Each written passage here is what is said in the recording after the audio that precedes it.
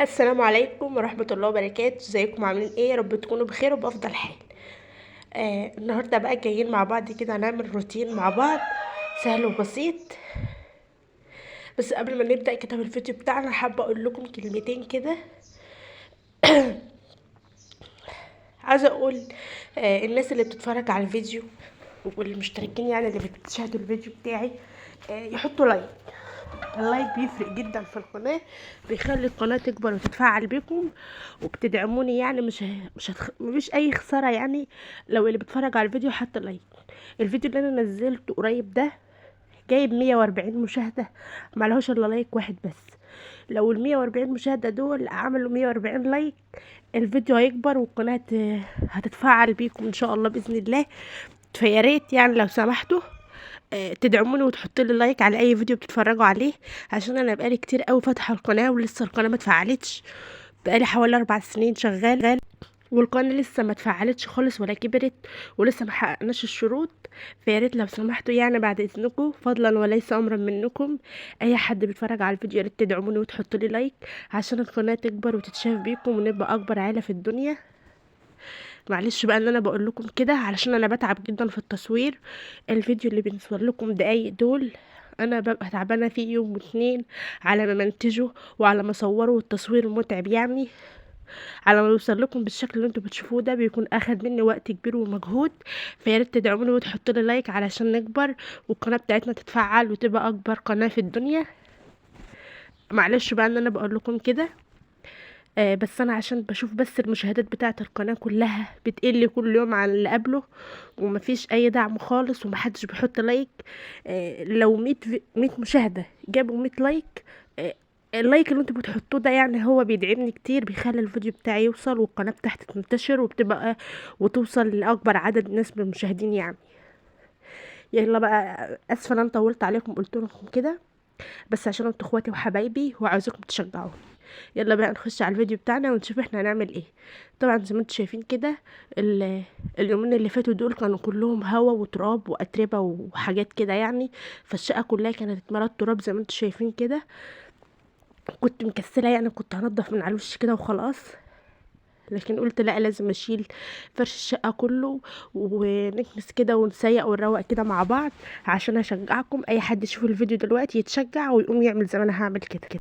اول حاجه كده احنا في الشتاء بنبقى نفرش السجاد عشان يدفي الشقه وكده، لكن في الصيف بحب ان انا افرش القياس اللي انتوا شفتوه معايا في الاول ده.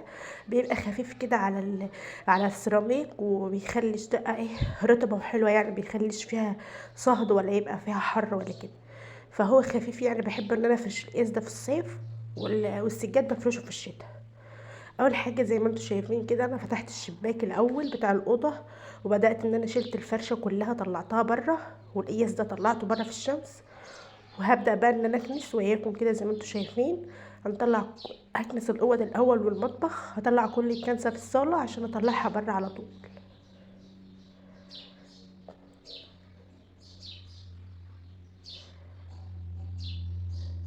انا بقالي كتير قوي فاتحه القناه، بقالي حوالي 4 سنين ولسه لحد دلوقتي القناه ما اتفعلتش ومحققناش الشروط بتاعتها.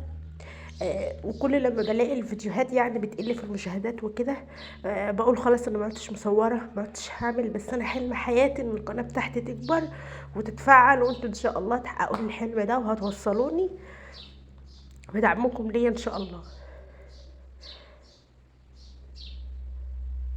التصوير ده بياخد مني وقت كبير جدا، مع ان الفيديو بيوصل لكم دقايق كده بتتفرجوا عليها، لكن الدقايق ديت بتبقى واخده مني وقت ومجهود وبتاخد مني بدل اليوم 2 على ما منتج الفيديو ويوصل لكم بالشكل اللي انتوا بتشوفوه ده. فياريت تدعموني وتحطوا لي لايك واشتراك في القناه اللي لسه مشتركش، عشان يوصل لكم كل فيديو جديد. هتدوسوا على علامه الجرس على الكل علشان اول لما انزل فيديو يجيلكم اشعار بيه على طول وتشوفوه.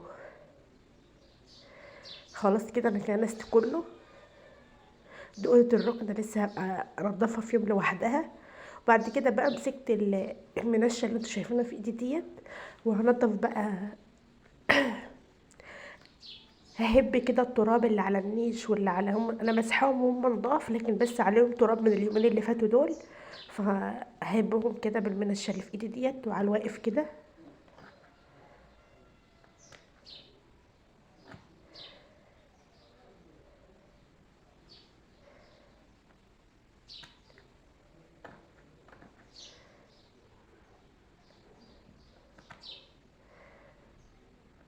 زي ما انتوا شايفين معايا كده.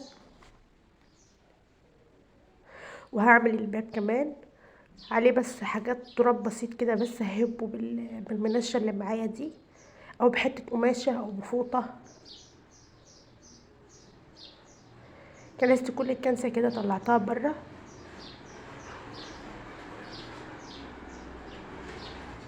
الحتة اللي انا حاطة فيها القياس يبقى فيها شمس، فانا حطيت فيها القياس كده يتهوى عبال ما اخلص.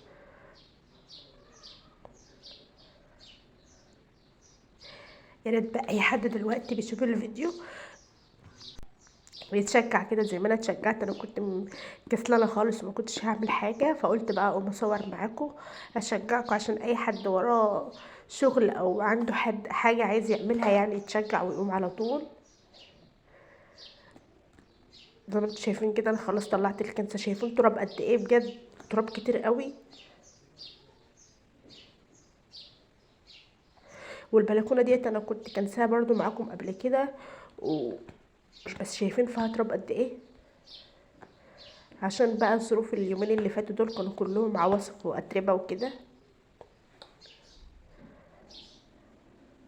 خلاص كنست كمان البلكونه، وجبت التراب كده الناحيه دي كده عشان انزله بقى تحت على السلم.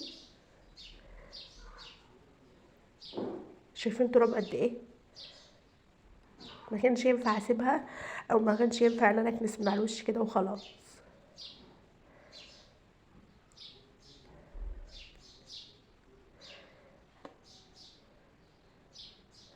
خلاص نزلت كده التراب كده على السلم. هقفل معاكم بقى الكاميرا على ما اخلص كنيس الحته دي وارجع لكم تاني.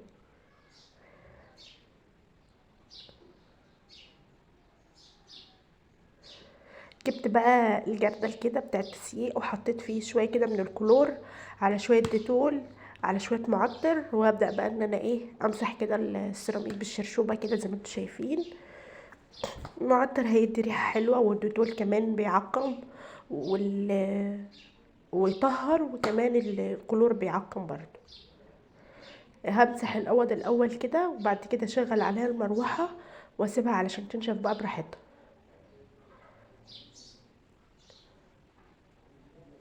الاوضه ديت كانت اوضه الاطفال عندي، كان فيها السريرين الصغيرين، لكن حماتي لما طلعت قعدت معايا طلعنا لها السرير بتاعها الكبير فوق عشان هي ما بترتاحش الا عليه وكده. فهو ده السرير بتاعها يعني بتنام عليه هي والولاد في الشتاء. وفي الصيف انا حاطه السريرين الصغيرين كده، حتى المرتبتين على بعض، وعاينه الخشب بتاع السرير.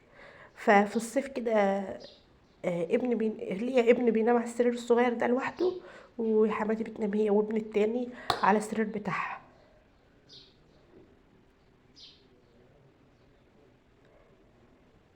هشغل بقى المروحة عليه علشان تنشف بقى الأوضة قبل لما اخلص الشقة كلها. هدخل بقى على المطبخ هو كمان. وهنا سعد كنت فاتحه له بقى التلفزيون بتفرج على طيور الجنة. واوضه النوم بتاعتي مطلعه تراب فظيع عشان الشباك بتاعها في البلكونه، فبيخش لها تراب كتير. كده خلصت اوضه النوم واوضه الاطفال، وكمان المطبخ كده سيقته.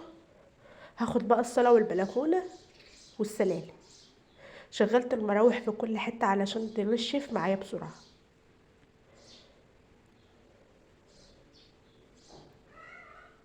هو السيراميك نضيف ما فيهوش اي حاجه، بس هي مسحه كده تعقم وتطهر وخلاص.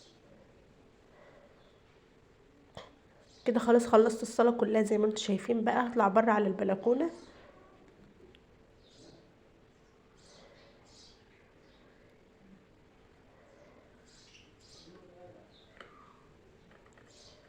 مسحت البلكونه هي كمان، وكمان دلقت ميه كده على السلم كان عليه تراب كتير قوي. خلاص خلصت كله، وشغلت المراوح بقى على اعلى سرعه كده علشان تنشف معايا بالعجل.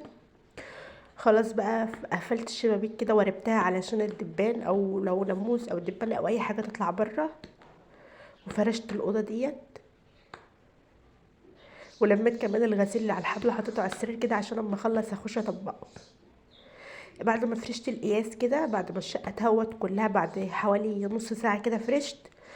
جبت بقى الشرشوبه وهي فيها ديتول كده ومعطر، ومسكت القياس كده ايه مسحته بالشرشوبه كده عشان لو في اي تراب او اي حاجه لازقه في القياس تروح يعني.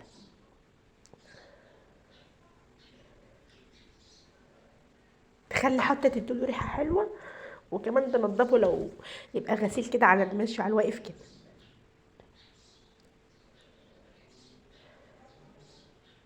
انا الركنه بتاعتي في اوضه لوحدها ما بنخشش فيها عشان الولاد ما يهرسوش عليا يبوظوها وكده.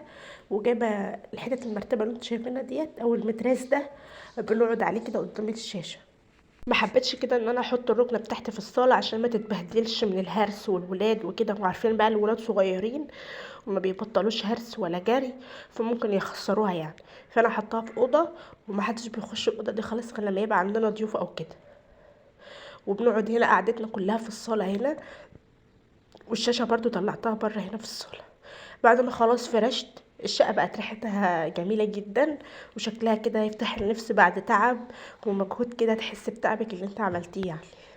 طفيت بقى النور، وابني كمان كان نام هنا وبيتفرج على التلفزيون. هواري بالباب بقى ونش الشقه عشان لو في دبان او اي حاجه تطلع بره. بجد الشقه ريحتها حلوه قوي. والمطبخ كمان قفلت الشباك بتاعه عشان لو في اي دبان او اي حاجه تطلع بره. وخلاص بقى سيقت السلم، دلقت عليه جردلين ميه كده نزلوا في الشارع، وحطيت الشرشوبه كده على السور كده في الشمسيه. شايفين بقى الشمس بتطلع هنا في نص البلكونه لما بفتح الباب بتاع البلكونه ده. بحط لما عاوزه اطلع البطاطين بتاعتي بره بطلعها هنا على السور. القياس اي حاجه عادات الشمس بحطها هنا. كل حاجه كده بقت رايقه وشكلها حلو وكمان الريحه حلوه. نزلت بقى تحت كده مع حماتي انقي معاها القمح اللي كنا طلعناه من الارض وكده، نزلت تحت انقي معاها زي ما انتم شايفين كده. نعمل بقى الغدا بتاعنا النهارده، غدا سهل كده وبسيط، والولاد هم اللي طلبوه يعني. معايا كده صدرين من الفراخ، حوالي نص كيلو فراخ يعني. هنعمل حواوشي فراخ. طلعته كده من الفريزر يفك، وبعد كده خليته. هقطعه بقى وافرمه في الكبة، وافرم عليه كده 3 بصلات، عايزاهم فرم بتاعهم يكون خشن كده، معاهم قرنين من الفلفل وطماطمايه وعود كده من الشبت على الكزبره. فرمتهم كده في الكبة، بس فرمت الفراخ لوحدها والخضار ده لوحده، والطماطمايه قطعتها كده ايه على ايديا. هحط بقى التوابل بتاعتي، عبارة عن ملح فلفل اسود كمون بهارات فراخ، شوية من الزعتر، شوية كده من ال7 بهارات، شوية من البابريكا. وهمسكهم بقى اعجنهم كويس بايديا. هدخل كل المكونات مع بعضها علشان كل حاجة تندمج كده مع بعض. انا هنا بقى قلبت بايدي. زي ما انتم شايفين كده الحواوشي اصلا بيحب البصل كتير، فانا كنت حامله على النص كيلو فراخ دول، عملت عليهم 3 بصلات كبار. طلعت بقى العيش ده كنت شاريه كده وحطاه في الفريزر، طلعته يفك.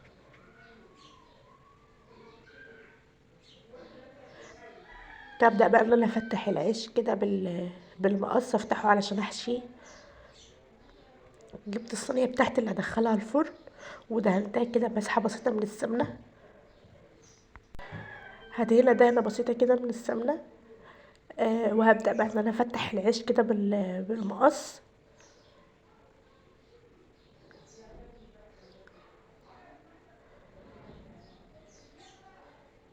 احط الحشوه جواه وهفردها كويس عشان تاخد سمك واحد وتستوي سوا واحد، يعني ما يبقاش الحشوه جواها جوه العيش تخينه يعني، فما تستواش وتاخد معايا وقت كبير.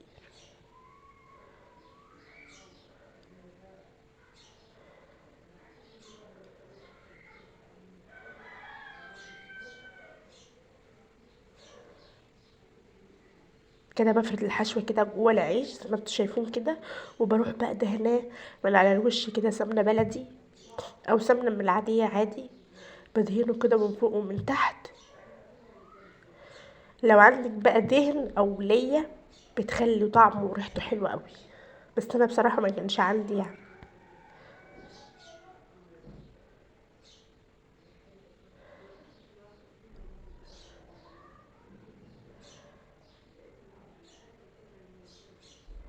زي ما انتوا شايفين معايا كده. هحشي بقى كل الكميه اللي معايا واحطها في الصينيه.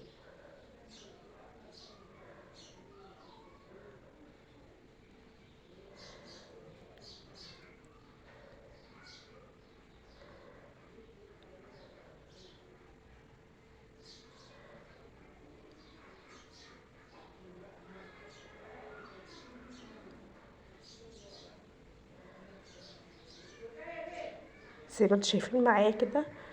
العيش بقى كنت مستنيه شويه، العيش دول ما كانوش لسه فكوا من التلج، فصبرت عليهم شويه على ما فكوا.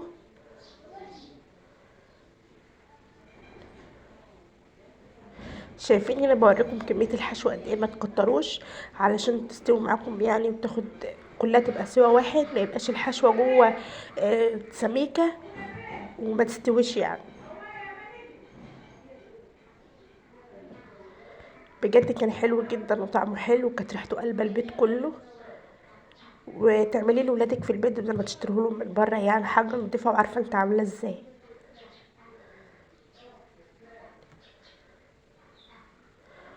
او بعد ما عملت كده بشيل بقى سمنه كده بالفرشه وبدهن وش العيش. بكون مشغله الفرن على درجه حراره عاليه علشان يسخن قبل ما اشتغل فيه، وانا مشغلاه عشان يسخن. ممكن تعمليه على عين البوتاجاز من فوق.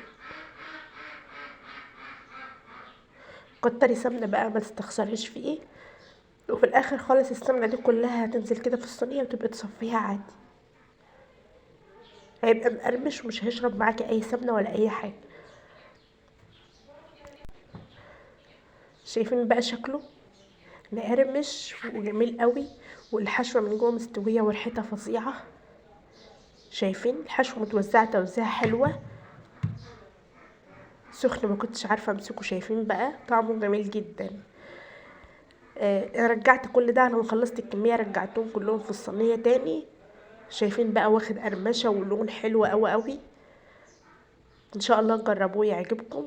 وشايفين كميه السمنه او الزيت الزياده بتطلع كده في الصينيه، هتصفيها عادي. قدمت معاه كده خيار وطماطم وحته مخلل كده، ليمون مخلل، وكمان حمرت معاه بطاطس.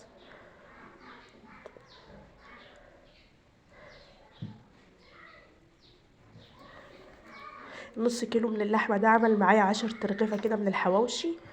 كان غدا سهل وبسيط وحلو جدا، الولاد بيحبوه. شايفين بقى فتحت لكم واحد كده، اللحمه مستويه والعيش مقرمش كده من بره وطري حلو من جوه. طعمه فظيع وريحته حلوه قوي قوي. اتمنى ان شاء الله ان انتوا تجربوه وتقولوا رايكم في التعليقات. متنسوش بقى زي ما قلت لكم، اي حد اتفرج على الفيديو يحط لايك عشان القناه تكبر وتتشاف بيكم. هو ده بقى كان الروتين بتاعنا بتاع النهارده، وكمان غدانا. غدا سهل وبسيط، ما خدش معايا وقت خالص. حضرته في نص ساعه. شايفين بقى الجمال والحلاوه دي، مقرمش وطعمه حلو قوي. اشوفكم بقى ان شاء الله في فيديو جديد. ما تنسوش بقى زي ما قلت لكم اللايك يا جماعه هو اللي بيدعمني، هو اللي بيوصل القناه لاكبر عدد من المشاهدين. اشوفكم بقى على خير في فيديو جديد ان شاء الله. مع السلامه.